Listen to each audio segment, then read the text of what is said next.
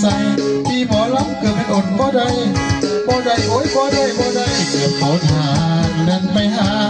ปลาลำแก้มเจ้าปลาลำปลาลำแก้มเจ้าปลาลำแม้จะลอยผัวมาหรือเปล่าหรือน้องหรือว่าน้องม้วนเนื้อทองยังโสดองน้องแล้วก็ทันมีใครหรือว่าเป็นแค่หางหัวเจ้าปลาวางให้คนเดียวได้ไอ้ไปรู้เมืองไทยแล้วบอกเคยเห็นไผ่น่ารักเท่าเธอบอกเคยเห็นไผ่น่ารักเท่าเธอได้มาเจอวันนี้สาวหน้าเวทีจะไม่เป็นตาหักไอ้คิดว่าคนนี้เจ้าคิดว่าคนนี้เจ้าโอ้ยทางน้องว่าจังได้สำหรับทางตัวอายมันพอตายดังไม่พอเธออุ่นแก้มจนพุดเธอจะหักอายหักอายฟังลาสิว่าสู้ฟ้ามีสู้พี่ก็จะป่ามีสู้พี่ก็จะป่ามีหมูมีหมามีเป็ดมีไก่มีวัวมีควายไอ้ก็จะทิ้งเพราะพี่ฮักน้องจริงอยากได้ยอดหญิงนั้นมาเป็นแฟนไอ้สิพาและแต่งควงเจ้าทั่วแดนที่ไอ้ไปรับว่าจะได้คนทำและจะมักหมอลำบางหมอคนดีมักหมอลำบางหมอคนดีที่เจ้ามีต้องแนวมากับจังแล้วว่าได้อยู่ไหนเปล่าแต่ละคืนนั้นเราโอ้ยขี้น้องแม่คุณพ่อต่อรอหลงผู้ต่อรอหลง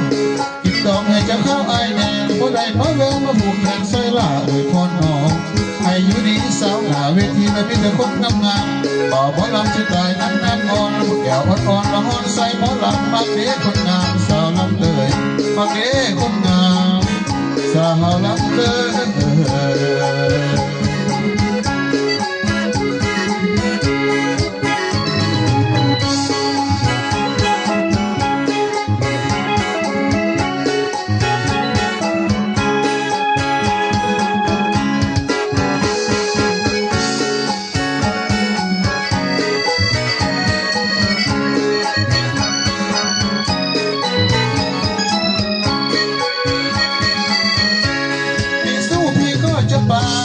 มีสู้พี่ก็จะป่ามีหมูมีหมามีเป็ดมีไก่มีวัวมีควายไอ้ก็จะทิ้ง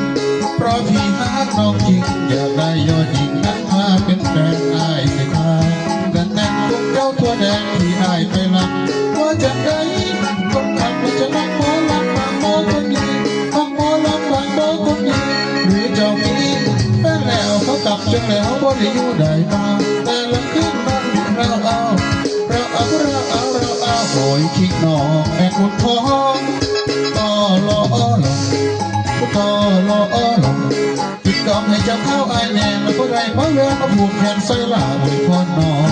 อายุดีสาวหน้าเวทีแต่มีแต่คนทำงานเป่าหมอลำชิดใจนั้นนอนผู้แก้วอ่อนละหอนใส่หมอลำมักเลี้ยงคนงามสาวลำเลยมักเลี้ยงคนงามสาวลำเลย